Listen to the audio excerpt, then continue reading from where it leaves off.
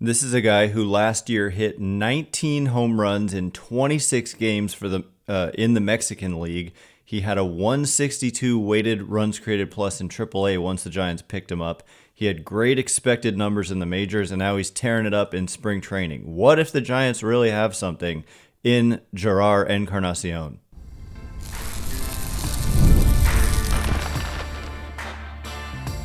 You are Locked On Giants, your daily San Francisco Giants podcast. Part of the Locked On Podcast Network, your team every day.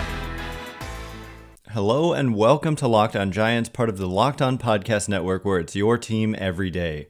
My name is Ben Kaspick, and on the show we provide daily episodes, Monday through Friday, talking about the San Francisco Giants in a way that's data-driven and rational, but also simple, passionate, and accessible to all. I'm a former contributor for the baseball statistics and analysis websites Beyond the Box Score and Rotographs. I've been podcasting about the Giants since 2015, hosting this show since prior to the 2019 season, and I'm a lifelong Giants fan. Thank you for making Locked On Giants your first listen every day. We're free and available wherever you get your podcasts, including YouTube. Check us out there if you have not already, and please smash that subscribe button wherever it is that you're following the show. Today's episode is brought to you by FanDuel. Right now, new FanDuel customers can get $150 in bonus bets if your first $5 bet wins. Download the app or head to FanDuel.com to get started.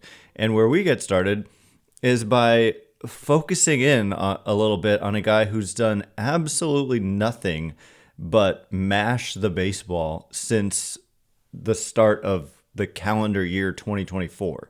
And that's Jerar Encarnacion. I didn't even mention in that open that he played in the he played winter ball in the Dominican Winter League and continued to mash there. And so, like I said, I mean, just running through what he did last year, how he ended up with the Giants. This is a guy who debuted in professional baseball in 2016 with the Marlins at age 18, and he played some major league games with the Marlins, made it to AAA at age 24, and then also played in the major leagues at age 24, and that was it for his taste in the major leagues in just 23 games. And he struggled in those 23 games. But, like, I don't know, someone hopefully will do like a deep dive on did he change anything, because what happened last year was remarkable in that he played, he started out the 2024 season playing for Oaxaca,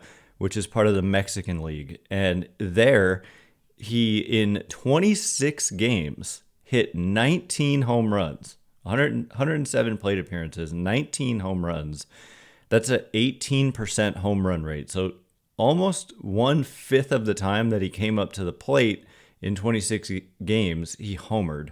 And, he had a 989 slugging and a strikeout rate of 24%, a walk rate of 12%. And as we'll see, as we look across all these different levels that he played in, including AAA, the major leagues, and the Dominican Winter League over this offseason, some of these numbers have been remarkably consistent. And, I mean, not the homering 18% of the time. I mean, that would come out, people bat, 600 times. If you play a full season, you're going to get 600 plus plate appearances. So if you kept up that pace of homering 18% of the time, that would be about 108 home runs. It would be exactly 108 home runs. And so that's the kind of pace. If we're talking a 600 plate appearance season, he was on a 108 homer pace. And it was just 26 games, so we could extrapolate based on 162 games as well. Granted, it's the Mexican League. It's not the major leagues. It's not even affiliated. It's independent baseball. But the Giants were so impressed. It's worth noting, of course, this was early last year, so this was a Farhan Zaidi-led move. And that's going to be a little bit of a theme of the day today, is we're going to talk about some players who were acquired by or drafted by Farhan Zaidi who are kind of exciting going into 2025. And Encarnacion is standing out because he's just continuing to mash in spring. I get it. It's spring training. But In 6 games, he's hitting .444, hasn't walked, so a .444 on base, .833 slugging, .389 isolated power. It's spring training, but nonetheless, all he has done since the start of last calendar year is mash the baseball. And you might say, well, he didn't do it at the major leagues, but I would argue that he did. Because the expected numbers in the major leagues far exceeded the results. And so what if he had actually matched his expected numbers? Like, we would be looking at him in a totally different way. And then, we'll get into his AAA numbers and his major league numbers, the expected numbers and all that. But what's really worth pointing out here are a couple of things. Number one, Encarnacion is out of minor league options, and he's on the Giants' 40-man roster. And so he has to make the team out of spring training unless he's injured, or else they have to expose him to other teams, either via a trade or DFAing him. And given the Giants' position, which is like they need to find gems, hidden gems, and like they need a guy like this to break out would be a huge boon to the Giants. And so to me, it looks very likely that he is going to make that team and get a real opportunity to start out the 2025 season and just see what he can do. They do have a pretty open DH situation at the moment. It just kind of, I like the way that they have this flexibility with unproven players and some open spots for them, kind of across the board. And if he fails, they have other guys who could step in. Like they have a Wilmer Flores, a veteran player like that, who could be a primary DH. I know it's not the most exciting name, but he's capable. Wilmer Flores has at times been just a very good bat for the Giants. So look, I'm not saying, okay, there we go, 100 wins incoming. But what I am saying is Encarnacion, he's been around for a long time. Like I said, he got into pro ball in 2016, but he was 18 at the time. So he's still just 27. He won't turn 28 until the end of the postseason in 2025. And he has less than a year of major league service time. And so if he were to break out and become a good player, the Giants would have team control. He would basically not be eligible for free agency for 6 years. And so this is a guy worth finding out. Do you really have something based on the fact that all he has done is mash the baseball? Note that I'm not saying all he's done is hit, because at the major league level, the actual results were modest. But again, the expected results were way above average. And so, yeah, he went to AAA after the Giants signed him out of the Mexican League. And in 33 games, he hit .352 with a .438 on base and a .616 slugging, which was 62% above average for the Pacific Coast League. And he hit 10 home runs, excuse me, in those 33 games, 10 homers. So his home run rate from the Mexican League fell from 18% down to about 7% in AAA, but remarkably consistent 12% walk rate, and his strikeout rate was identical as well, both in the Mexican League and in AAA. He had a 24% strikeout rate and a 12% walk rate. So then he came to the majors, where he hit .248 with a .277 on base, .425 slugging. It's a .301 weighted on base average, but a .348 expected weighted on base average. So 47 points higher. That is a very significant difference. And his barrel rate was 15%. Like, there's just so much that stands out as good. He did strike out 28.6% of the time. That's high. It's not too high. Like, it's high. It's not like unplayably high, but it's high. And he only walked 4.2% of the time. So you can just see the major leagues are a different animal, even than AAA by a huge amount. But then he went on to play winter ball in the Dominican Winter League for Aguias was the team. And in 43 games, he hit 297, 391 on base, 469 slugging, 18% strikeout rate, and again, a 12% walk rate. And so, anyway, given that he's done all this, and then we look at the StatCast data, he's got 85th percentile arm strength. His max exit velocity in the major leagues last year was 95th percentile, hit a ball 115 miles an hour. Only 5% of players were able to hit a ball that hard last year. And he just, like, everything offensively, bat speed was elite. Just everything offensively really stood out in a positive way. And so given that he's out of options, like, are you just going to DFA this guy? Coming off all these mediocre seasons, it's like you have nothing to lose and everything to gain here. And so I think he's going to make the team and get a shot. And I'm kind of excited to see what he can do. And another guy I'm excited about is Tyler Fitzgerald, who finally made his spring debut over the weekend. And now we're going to get into what to expect this year from Tyler Fitzgerald. And before we do,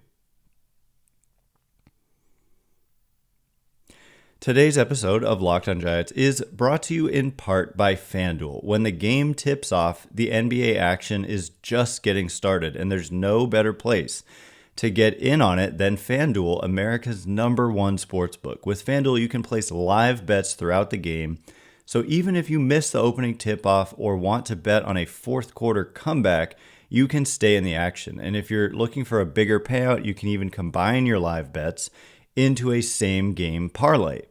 I love using FanDuel's live betting feature because it keeps every moment of the game exciting. Whether I'm backing the Warriors for a late game rally or picking Steph to hit a clutch three, I never feel like I missed my chance. Plus, the app is easy to use, and when you win, you get paid instantly. Right now, new FanDuel customers can get $150 in bonus bets if your first $5 bet wins. Just visit FanDuel.com to join today. That's FanDuel.com for your shot at $150 in bonus bets. Make every moment more with FanDuel, the official sports betting partner of the NBA. All right, here we go. We're going to get into another player that Farhan Zaidi had his hands all over the acquisition of, in Tyler Fitzgerald being an X factor for 2025. Thanks again for making Locked On Giants your first listen every day. We are back Monday through Friday. We won't be going to the 3 days a week thing again until December. So we really are your team every day. And we're in March. The season starts March 27th and it's March 3rd. Like, we're getting close. And someone to be excited about, in addition to what's probably better pronounced Jerar Encarnacion, is Tyler Fitzgerald, which that pronunciation is much easier for me. But Tyler Fitzgerald made his spring debut over the weekend, and there was a piece on the Giants website, sfgiants.com, by Giants beat reporter Maria Guardado, called "Giants Confident Move to Second Base Will Let Fitzgerald Shine." And I don't know that I'm confident, but I'm hopeful. And if he does, it's a big deal. Same with Elliot Ramos, who wasn't just to be clear, I'm not playing favorites here. Elliot Ramos was drafted by the previous regime, Bobby Evans, Brian Sabian. Tyler Fitzgerald was drafted by the current regime. So I think, that's the thing about baseball. It'll take forever to get a read on Buster Posey's impact in terms of especially drafting and developing. And we're going to still, just like Elliot Ramos, Marco Luciano, Luis Matos, those were all previous regime, pre-Zaidi. So it remains to be seen how they impact the Giants long term. And so there's still Farhan Zaidi guys who it remains to be seen how they impact the Giants long term. So that's kind of the crazy nature of this business, is it takes a long time to really evaluate how an executive did. And so jury's still out on Zaidi. Like, for all we know, if Encarnacion turns into a stud, if Fitzgerald is like what he did last year, Bailey is looking like a stud. People hated that draft pick. it's just kind of a theme of the day. And there's another player we're going to talk about later who, to me, this was kind of my first time seeing him over the weekend. But anyway, let's stick to Fitzgerald for now. So Guardado writes, shortly after the Giants signed Willy Adames to a 7-year, $182 million deal in December, Tyler Fitzgerald got a call from Buster Posey. Fitzgerald ended his rookie season as San Francisco's everyday shortstop, but he knew Adames' arrival meant he would be playing elsewhere for the foreseeable future. Posey did not keep Fitzgerald guessing for long, though. The Giants' new president of baseball operations personally reached out to the 27-year-old to assure him that the club still viewed him as a key part of their infield mix and planned to give him an opportunity to take over the second base job this year. So then Fitzgerald said to Guardado, just having the full transparency of, hey, we signed a guy, we still like you, just kind of gave me the peace of mind and ease. And it gave me time to prepare for second base. Obviously, when you sign a guy like Adames, you know that you're going to move somewhere, but I didn't know where. So just him, Posey, telling me that gave me time to mentally and physically prepare. And I think, like, most importantly is the physical preparation, just the taking reps at second base, because a few things come to mind. Like, one thing that comes to mind here is the Brandon Crawford situation when they had an agreement with Carlos Correa. There was all this outrage over the fact that Crawford was informed after the news broke of the Correa signing that they reached out to Crawford. But the same thing, this is the exact same thing. It's being written here that after the Giants signed Adames, Buster Posey called Tyler Fitzgerald. So it's no different. The only difference is that Crawford was around much longer and had, was a franchise icon by that point. So I get it. There is a difference, but just keep in mind, like, that's the difference. It's not that Posey called Fitzgerald before they signed Adames and told him we're going to, like, that's because the nature of the business is you don't know if you're going to sign a guy. Like, you may be trying, but they may just all of a sudden they're elsewhere. And then you've potentially hurt feelings and stuff for nothing because you didn't actually end up with the player. So anyway, I still understand the frustration about Crawford, but just this is kind of being written like, oh, it's totally different, but it's exactly the same. It's just Crawford probably deserved a little bit more respect given his status, but the actions were the same. So anyway, most importantly to me is that Fitzgerald had time to prepare take reps and try to get better at second base. And so Guardado continues saying Fitzgerald's progress hit a minor speed bump when he sat out the first part of camp with lower back tightness. But he finally made his spring debut in Friday's 9-2 win over the Brewers at Scottsdale Stadium, allowing the Giants' projected starting infield to play together for the first time this year. There was a quote in there from Logan Webb. I didn't include it, but basically he's like, yeah, this is going to be he's excited. He's a ground ball pitcher, and to have Chapman and Adames and Fitzgerald, who's rangy, and Wade, who's very solid at first base, Webb is excited about that. But the quote I have two more, one from Chapman and one from Fitzgerald. Chapman says of Fitzgerald, quote, I think he's just a good athlete. It's a shorter throw from second base. So for him, not having to worry about making some of those hard plays in the hole at shortstop, being on that side of the base, I think allows him to slow it a little bit. He's got quick feet, he's got good hands, he's got a good arm, he's got all the tools. It's just now the plays aren't going to be as demanding for him, and I think that's going to allow him to shine. And I generally agree with what Chapman is saying. I think Fitzgerald can play short, but is better cast as a second baseman or an outfielder, given his speed. But at second base, like, the range potentially plays really well, and his arm it's not like a rocket. Willy Adames has like a rocket, and so does Chapman. And so it is probably a better spot for Fitzgerald, and the numbers bore that out. He didn't really, the defensive metrics were not really a fan of Fitzgerald at shortstop. Fitzgerald himself said the following: "I'm super excited. I'm just glad I get to play in the infield with Adames and Chappie. We're going to have a lot of fun. Just being at one spot for the most part, that's the plan. I think when I kind of settled in at shortstop last year, it helped kind of my bat and my mind, really. I'm really excited. I have a lot of work to do, especially missing the first few practices with his back thing. But I think it'll be a good little transition for me and for the team." And so it is always interesting to hear players comment on essentially not liking getting moved around and the versatility, because in the media, we talk about how valuable versatility is in front offices. Especially under Farhan Zaidi, we heard a lot about how much they valued versatility, but then you hear players commenting on how being able to just focus on one defensive spot helped. He said it helped kind of my bat and my mind, really. That's what he said.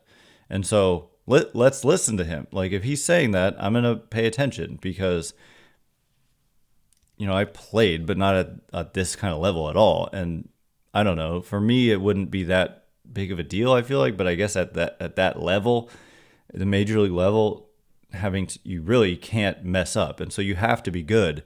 And so there's a lot of pressure on you if you're like learning a new position and you have to worry about your hitting and all that. So, he said he did. I mean, he had just an enormous kind of July and cooled off from there. So, you could argue, well, it didn't help him down the stretch when he was playing shortstop every day and struggling. But at the same time, he won't turn 28 until September 15th. And he's coming off a year in which the opposite of Encarnacion, the expected numbers were much worse than the actual numbers, but he hit 15 homers and stole 17 bases in 96 games and is really fast. And so there's a lot to like about Fitzgerald, and hopefully his back ends up not being an issue and he gets healthy and goes into the season with like a starting everyday kind of role. And it's just one of the reasons I'm excited for this upcoming season is guys like this. And so to me, he is an X factor, not just for this season, but just for the franchise in the foreseeable future. And they have a number of guys, and that's why they're in a, I think, better position than you might think, because they have a lot of guys who could be dudes, but we don't know yet, but they're going to get a chance. And they're right here at the major league level, ready to sink or swim. And if some of them swim, then they suddenly have like an exciting core of young talent, controllable talent.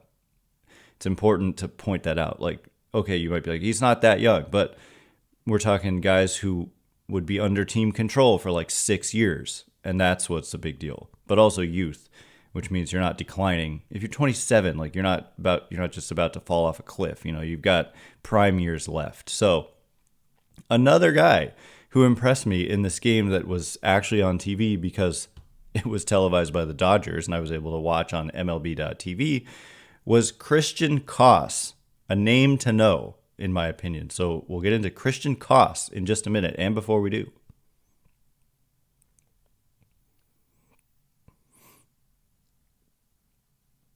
all right, as promised, we're going to get into Christian Koss and the dazzling defensive display that I witnessed in one of these games. I think it was on Saturday. Yeah, that was televised by the Dodgers. Thanks again for making Locked On Giants your first listen every day. Everydayers coming up tomorrow. I kind of promised a mailbag Monday and then forgot to put out the mailbag prompt, but we have not done one in a while. Spring training is underway. The season is close, and so we're going to do Mailbag Monday on Tuesday. I'm also going to be talking with Millard from Locked On D-backs later on this week, so a lot to look forward to as we are back to being Monday through Friday as of today. Anyway, I want to talk a little bit about Christian Koss, another acquisition by the Farhan Zaidi regime, another player who's not old, has no major league service time at all. He's never played a game in the major leagues and is 27, just turned 27 in January, so he'll be 27 all year. And I've seen his name, like on the non-roster invitee list and then in some lineups and whatnot, but I wasn't familiar with his game. And then I watched him. Basically, there was a play where I thought this was just no doubt single off the bat of Freddie Freeman. If you watch this game, you know what I'm talking about. Freddie Freeman hit a ball to the opposite field on the ground hard, and it's like, okay, that ball's in the hole and it's a hit. But Christian Koss just comes flying out of nowhere and makes like a somewhat high, like backhanded stab of the ball and like gets up and just fires across the diamond. Freeman's not running well, but if memory serves, it was a strong, shortstop caliber throw. But really, it was the range to get there that kind of blew my socks off. And then he made another nice play later. And so this wasn't lost on the Giants. Some players, Bob Melvin and Max Stassi, the catcher. Bob Melvin said of Koss, he made 2 highlight plays and 2 other ones that were really good. I didn't see the 2 other ones. I think the 2 highlight plays are the ones that definitely one that I saw. And then the second, I don't know if whatever. So Melvin said he's continuing to impress, and he hit a ball down the line for a double. It was the opposite field line. And he's playing with a lot of confidence. We're giving him some reps right now. It's nice to see because we're putting an emphasis on defense, and he's played great defense every place we've put him. So even the catcher, Max Stassi, had some comments about Christian Koss. He said he definitely flashed that glove today, adding of the second out of the second. Seeing that play he made on Freddie Freeman, from my view, I was like, it's up the middle. And then he comes flying out there and makes an unbelievable play. He can definitely pick it there at short. That was fun to watch. So, I was going to talk about these plays regardless, but they were that good that they appeared in these stories. This was coming from, by the way, the quotes from Susan Slusser in an article titled Carson Seymour Making Case in Giants' Next Wave of Starters, quote, has a bright future. So the Giants acquired Koss in a trade. It doesn't actually even say on the transaction tracker. It says how the Boston Red Sox acquired him in 2020, but somehow the Giants got their hands on him following 2023. I'm not sure if it was a minor league signing. I did know this, but I forgot. And yeah, so he started 2024. I mean, he's only spent 1 season in the Giants organization. So he played in the complex league, and he just, was incredible offensively. 26 years old. That is old for that league, so that's worth pointing out. Then he went to Double-A and was absurd offensively as well, hitting, and that's a tough league to hit in. He hit 386 with a 453 on base and 627 slugging. Strikeout rate was just 12.5%. Stole 6 bases, was caught just once, and walk rate was over 10%. I'm just looking at the number. He had a 203 weighted runs created plus there. So it was over 100% better than average for that league. It was just 25 games, but still.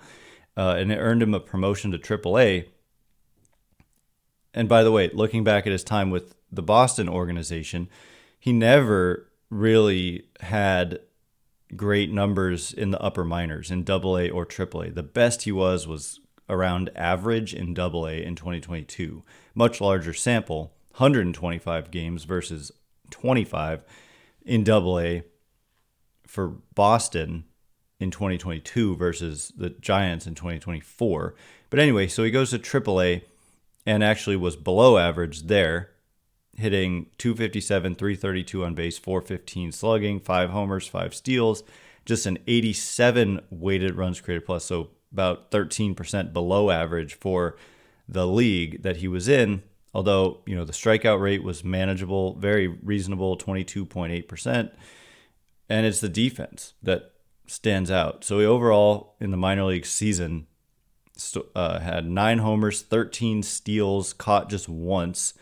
And if he can play excellent defense, then it's just something to watch. And he becomes a guy who starts to appear on your radar. And he's appeared on mine. And so I actually, if you look at his Fangraphs page, the Zips projection for him has him producing 7.3 defensive runs above average, and that is positionally weighted. So if you're really good at short versus if you're really good at like a lesser defensive position like first base, those numbers will, like, your number will go down quite a bit at first versus at short. But to do that kind of projection with a below average offensive projection of about 15% below average still puts him with a Zips WAR projection of 1.4 wins above replacement in 99 games. So that's just like a random guess of how many games he will play. So I don't know if that's manually done or if the computer just comes up with that because it's a projection system, but also it's run by it's operated and owned by a human being. And they do depth charts, which accounts for guesses at playing time, etc. But anyway, in 99 games, to have a 1.4 WAR projection with below average offense says you project to be a very plus defender, and like that you could provide in a full season's worth of playing time ish. I mean, that's valuable production. And, with Marco Luciano moving off of shortstop, you look at the Giants' depth at the shortstop position. Obviously, they have Willy Adames, but if Adames were to get hurt, you look, okay, Fitzgerald, they want him to play second. They don't have Thairo Estrada anymore. And who would play short in the event of an injury to Adames? So it's like, okay, would you be forced to go to Fitzgerald? Would you be forced to go to like Casey Schmidt, who's proven that he looks good at third to me and second, but not short? So they did acquire in a trade Oslavis Basabe, who can play short, but I think I've read is better suited at third and second. So Christian Koss to me is like a guy who is perhaps that primary candidate to be a player. He could make the roster. Like I would think that's a long shot, like out of spring, but to provide that kind of impact defense at very critical defensive positions when they're placing a newfound emphasis on defense is just something to pay attention to. So anyway, that's all the time we have for today. Thanks again for making Locked On Giants your first listen every day. Everydayers tomorrow, Mailbag Monday on a Tuesday. Once again, my name is Ben Kaspick. Check me out on Twitter or X at Ben Kaspick, Kaspick. I'm also on Blue Sky at benkaspick.com. If you like this show, please consider rating it or leaving a review. It helps me out so much, so thank you in advance, and thanks to everyone who's done so already. Also, thanks for making us your first listen every day or today. For your second listen, check out the Locked On Fantasy Baseball podcast with hosts Dominic Martino and Matthew Onay. MLB Fantasy Draft season is here. Be the most informed fan and set yourself up for a league win. Find Locked On Fantasy Baseball on YouTube or wherever you listen to podcasts. Anyway, thanks again for listening to us today. We'll see you tomorrow. You are now Locked On Giants.